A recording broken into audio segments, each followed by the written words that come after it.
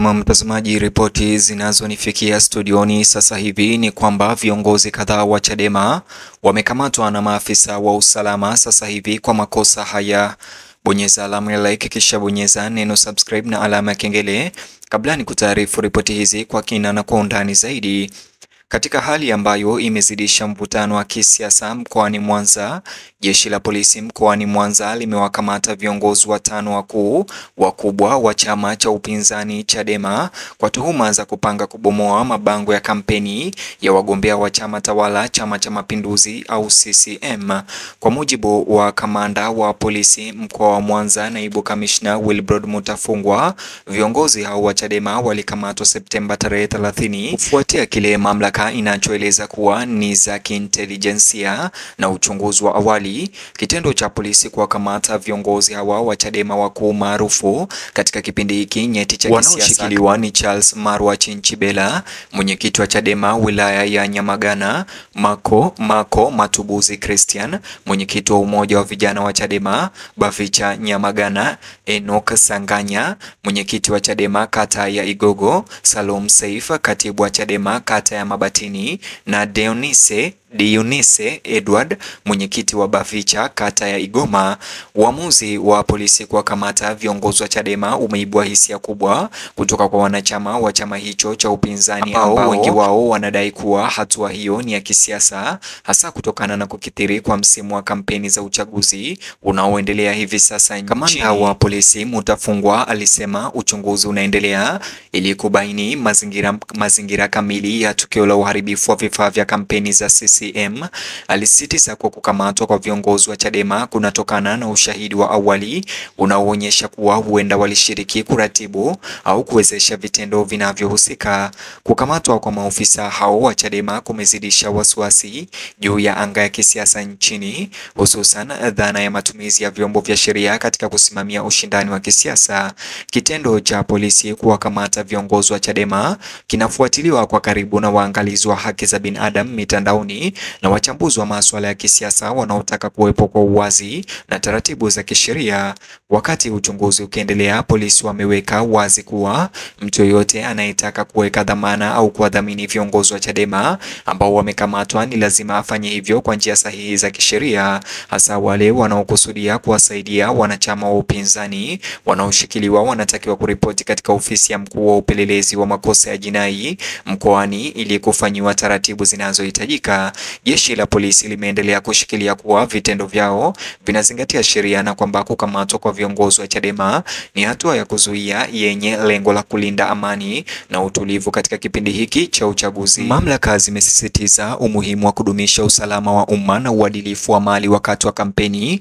Jeshi la polisi Mwanza lilisema kuwa msimu wa kisiasa kihistoria unakabiliwa na mivutano na machafuko ya mara kwa mara, hivyo basi ni muhimu kuchukua hatua haraka kwa ukiukaji wowote unaoshukiwa. Wanasema kuwa kukamatwa kwa viongozi hao wa Chadema hakukuhalalishwa tu na uchunguzi uliokuwa ukiendelea, lakini pia ni muhimu ili kukatisha vitendo vya uchochezi vya kisiasa au hata kulipiza kisasi kwa mujibu wa sheria. Kudumisha utulivu wakati wa kampeni huhakikisha kwamba vyama vyote vya kisiasa vinaweza kufanya kazi kwa uhuru bila hofu ya hujuma au kuingiliwa.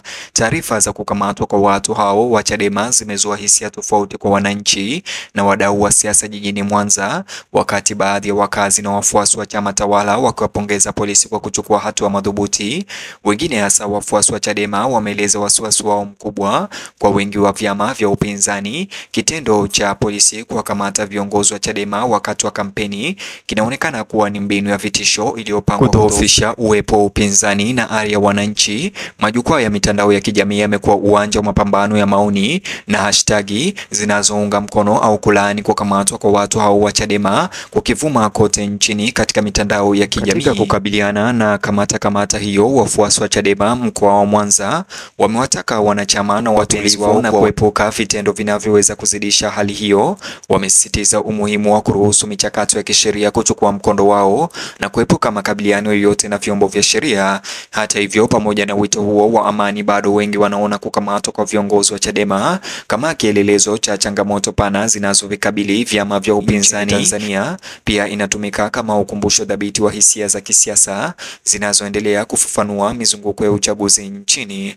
Wakati huo huo, vyombo vya ulinzi na usalama Tanzania vimeshikilia msimamo mkali vikieleza kuwa hakuna mtu aliye juu ya sheria na kwamba wahusika wote wa kisiasa wanapaswa kufanya kampeni zao ndani ya mipaka ya kisheria. Wanadai kwamba uhuru wa kisiasa lazima utekelezwe kwa kuwajibika na bila kukiuka haki za wengine. Uamuzi wa kuwakamata viongozi wa Chadema, wanasisitiza, haukuwa wa kisiasa bali ulitokana na dhamira ya